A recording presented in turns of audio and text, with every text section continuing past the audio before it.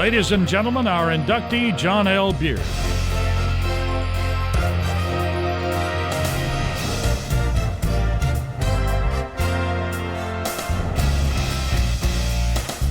John L. Beard, Marshall County High School class of 1939, he played tight end on the football team.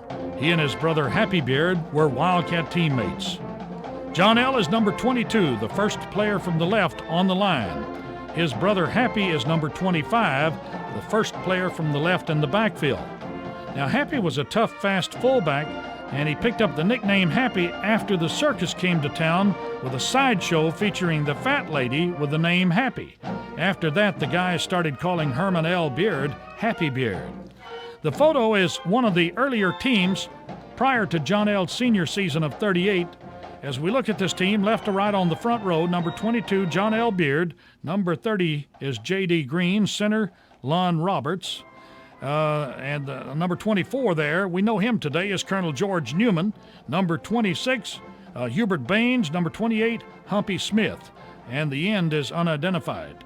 Left to right in the backfield, number 25, Happy Beard. Number 21, quarterback Joe Keene. Number 23, Red Isbell. And number 20, Joe Morton. The football field was located at the old fairgrounds. Notice the boarded fence. The Beard brothers were leaders on Coach Henry Cochran's unbeaten 1938 Wildcats. The team scored a total of 173 points while giving up 6 and is one of 2 Wildcat football teams to go unbeaten in the last 67 years. This was Coach Cochran as a player for the University of Alabama 1934 through 37. His first coaching job was at Guntersville and for only 1 season, but what a season. John Beard is 22, Happy Beard 25. The unbeaten Wildcats of 1938 featured ends John L. Beard and Junior Wilkes, tackles Charles Taylor and Aldridge, guards Warren Jones and Bates, center Howard Burgett, quarterbacks Joe Morton and W.P. King. The backs were Happy Beard, Walden, L.D. Cryer, Little, Wilbur Cox, Thomas Bobo, and May. Now, recapping 2 or 3 of the games from the 38 season from the archives of the Advertiser-Gleam, in a 13-0 victory over Scottsboro, it said of John L., quote, John L. Beard, brilliant, Guntersville end, candidate for All-State honors. He covered a blocked Scottsboro punt on the Scottsboro 2-yard line. After a 7-0 win over Etowah before a large homecoming crowd at Guntersville, it was reported in the Gleam, Marshall supporters are booming John L. and Charles Taylor for All-State honors. The Etowah game climaxed an Armistice Day celebration as well as the Homecoming Day program and was witnessed by what was believed to be the largest grid crowd in the history of the city. Marshall's school band made its initial public appearance and scored a decided hit with the crowd. A parade was staged at the half by the band and the students. Alumni of the school gathered on the field and received a round of applause. In a game at Civitan Field under the lights, the Marshall County High Wildcats defeated the Arab Devils 12-0. You didn't know that, did you? Yes, they were once the Arab Devils, according to the Gleam in 1938. The Wildcats defeated Altoona 38-0, and in that game, the mighty Wildcats held Altoona to 1 first down. All 5 brothers played football at MCHS, all 5 of the Beard brothers. Here is John L., second from the left. The 4 brothers with him are left to right, Buddy, a charter member of the Marshall County Sports Hall of Fame.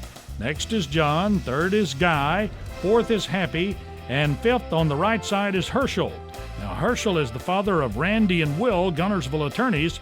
Both were outstanding players for the Wildcats, with Randy earning a scholarship to Kentucky. On the far right, in this family scene, is Sis Virginia Sis Beard Roberts. She was one of the first stars in Lady Wildcat basketball. In the picture left to right, we have Happy, Herschel, Buddy, John L. Next is the father of the famous Beards, Ernest. Sixth from the left is Guy, and next is the mother, Sarah Elizabeth. Margie is next to her mother. Margie is the only surviving member of the Beards in this photo. Today, Margie Beard Farr lives in Alexander City, and with this footnote, she has a grandson that lives in the Birmingham area, set to carry on the Beard tradition. Taylor Farr, 6'6", 265-pounder, will enter the 2005 prep football season as a top recruit. He already has an offer from Vanderbilt. John L. was one of the key cagers for the Wildcats. This sketch of John L. was saved from the banquet or the pep rally during the basketball season in '38. John L. earned a football scholarship to play for the legendary coach Scrappy Moore and the Chattanooga Moccasins. His position coach, Farron Shoemaker, also coached basketball, counting Beard as one of his stars. The Chattanooga Times described Beard's football play as playing end. When he crashed, he would crash with all of his power. The Moccasins suffered only one loss in the 1941 season, that loss to Georgia Tech. In a basketball game against Howard, the newspaper said he continued his fighting aggressive basketball to become the star. He stole the ball, faked, dribbled, forced tie-ups, and made himself a nuisance in general. World War II would interfere with college life for John and thousands of others like him. 4 of the Beard brothers served in the military during World War II. John L. served in the Army Air Force, where he was a crack cager for the MacDill Air Force Base team. Before he headed off to the battles of World War II, John L. is pictured in the Tampa Morning Tribune with his teammates. John L. is the third person from the left side, or he's the second player there on the left. Sergeant Beard's outfit was in the European theater 29 months and made many important raids on Belgium, France, Holland, and Germany. John L. is on the front row left. How great it was! Brothers meeting in Belgium. A few hours break from the war. John L. on the left and his brother Buddy. Buddy was the one that played at Alabama back in the 1930s. Following the war, John returns to the University of Chattanooga and continues his education.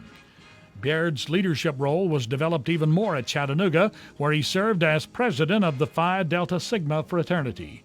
John is on the front row, third seat from the right. In 1947, Beard accepted a position as head football and basketball coach at Stevenson. Coach Beard on the right side with hat. Standing in front of him is number 21, Luther Smith. Years later in 1984, John L.'s son, Johnny Beard, would start his church ministry at Sardis Springs Baptist Church near Athens, Alabama, and one of the first people he met was Luther Smith, who told him about playing football for Coach John L. Beard. Also, John taught veterans vocational agriculture. The next year, in 1948, he married Dottie Holloway of Chattanooga. This is a picture of John and Dottie in 1952 while he was teaching at Crossville High School. John L., the football-basketball star, would be even better in politics, unbeaten. He ran for county office 4 times and never lost an election. His first victory was in 1954 as tax collector. He served a total of 24 years in public service as tax collector and probate judge. He was the first probate judge in Marshall County to serve as president of the Alabama Probate Judges Association. Beard was always watching out for athletic talent to help his Chattanooga Moccasins, like quarterback Danny Parker and end linebacker Ricky Bynum from the 9-2 MCHS Wildcats of 1967. Both went on to play and graduate from the University of Chattanooga. And in basketball, John played a key part in DAR stars Billy Ledbetter and Garland Franks choosing Chattanooga. Beard was one of Marshall County's most popular politicians and community leaders. He served as vice chairman of the State Leukemia Board and coached Little League Baseball.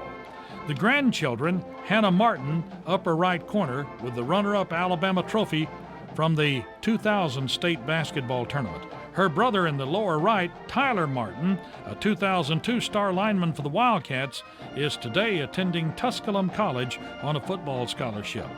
In the upper left corner is Hillary Beard, number 34, a current Wildcat, and underneath her is brother Jay Beard, wearing number 74, a 2005 graduate. The Beard athletic and football tradition that started in the 1920s continues in 2005. Ladies and gentlemen, our inductee, John L. Beard.